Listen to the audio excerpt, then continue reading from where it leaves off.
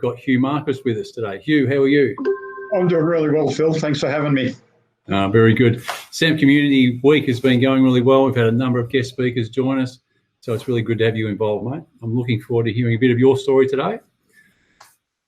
You've been involved with SAMP right from the start. I'm not sure whether you realise that or not, but you're at our very first meeting, and you're actually been known in the community to be responsible for taking transparency and openness to a new level. Do you remember that? I remember the day. It was a fun day. It was fun being with the guys. No, it was good fun. Yeah. So I thought one of the questions based on that comment would be, where do you think transparency and openness, and I guess honesty is probably overused, but where do those things sit in characteristics for leaders in business these days? Yeah, well, it's a really interesting point, Phil. Like when you said honesty is a bit overused. I hate the term when people say, well, I've got to be honest. Does that mean you weren't honest beforehand? Like, but transparency, all of us, I think we've worn a mask. We wear a mask, and that mask is shutting us out from other people. So we use that mask as a bit of a self-protection, a bit of, I used to walk around thinking if other people knew what was going on in my head or what I'd done, they wouldn't believe a word I said. So I put on a mask. It was brave. People say, how are you doing? I'm doing fantastic. And that was always the line.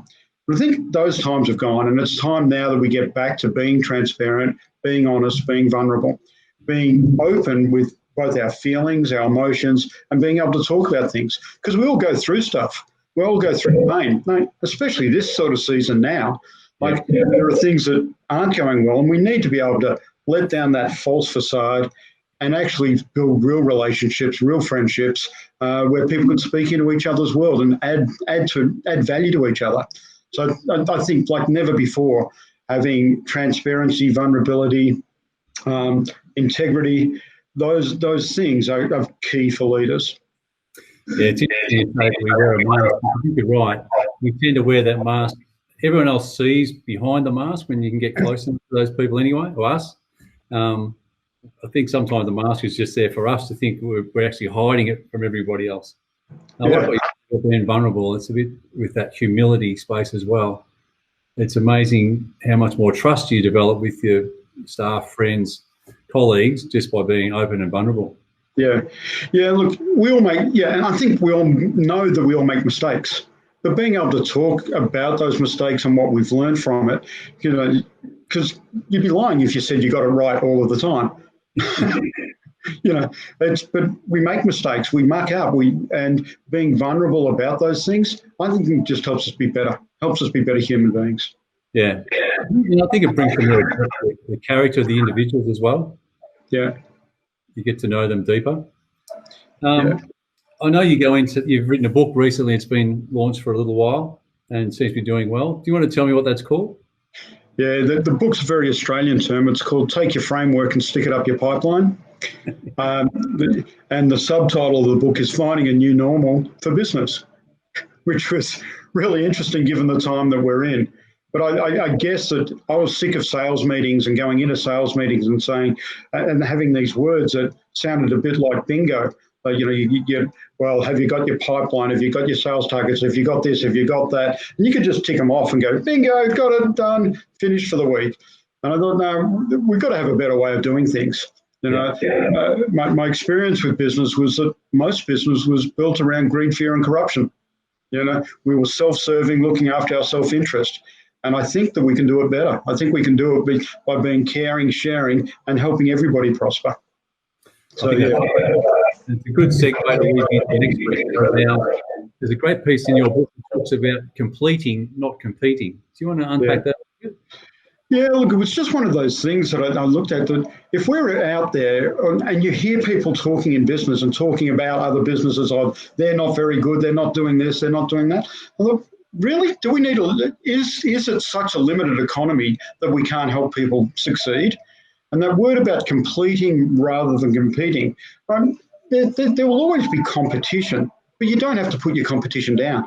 You don't have to speak badly of them. Speak well of people, and help complete them. Because what if your business holds a missing piece to somebody else's business that make them be super successful? What if you've got the idea that will make someone else really successful. It's worth sharing. It's worth sharing and helping other people do that.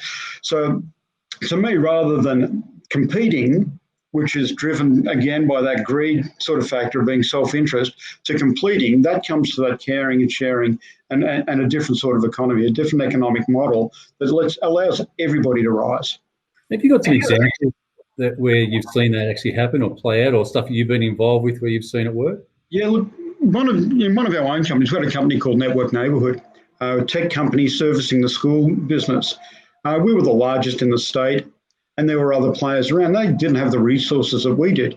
So instead of us trying to take their business, we actually trained their techs and their engineers to the standard of ours. So we paid for their training and helped develop them. Why? Because we believed in the industry. We believed, and we wanted to have a high standard, because then they could say, yeah, those guys who look after the schools, they're fantastic. And it didn't really matter which company it came from. We had a lot of staff, but because of our means, we were able to help other companies do that. Wow. And our staff were taught not to speak badly of other companies. You don't say, oh, yeah, they're crap, because all you need is one bad day and somebody can say it to you as well. And how that played out is that some of the smaller companies, when the government wanted to do some changes for us, they came to our protection saying, well, no, these guys are doing a good job. They help us out. They're generous with their time. They're generous with their resources. So it worked both ways. Oh, fantastic, mate. I didn't know that. That's brilliant. I know in your book you talk about the two florists that live on the same street or work on the same street, and it's a really good anecdote about how that works. So I think it's great. So just as we finish up, tell us what you're working on at the moment. If you're working on anything, lockdown. I know you live in Victoria, so that's really interesting right now. Yeah, well, it's lockdown for me. The last probably 4 years, I've spent about 300 days a year out of the country, helping businesses around the world do a bunch of different things and some of our own projects as well.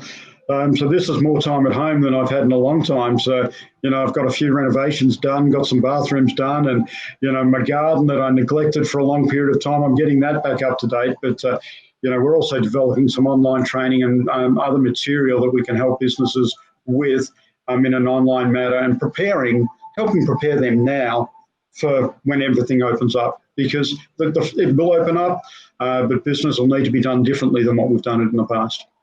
Yeah. One of your training courses is called Transformational Leadership, is that correct? Yeah. TL, or Transformational Leadership, and it's teaching people how, well, basically we use two definitions, that an organisation is two or more people, and a leader is someone who has influence over at least one other person.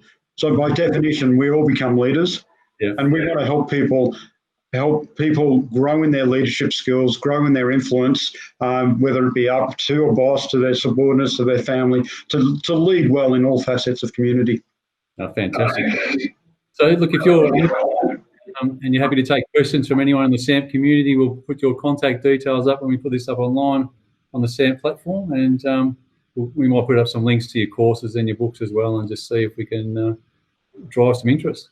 Oh, fantastic. That'd be great. Yeah, I'd love to answer the questions and help people where we can. Beautiful. We are all in this together, by the way. It's like it or not at the moment, isn't it? Isn't it? Hugh, thank you very much, mate. Really, really appreciate your time, and we look forward to catching up with you soon. Okay, thanks, Phil. Thanks for having me. Cheers, guys.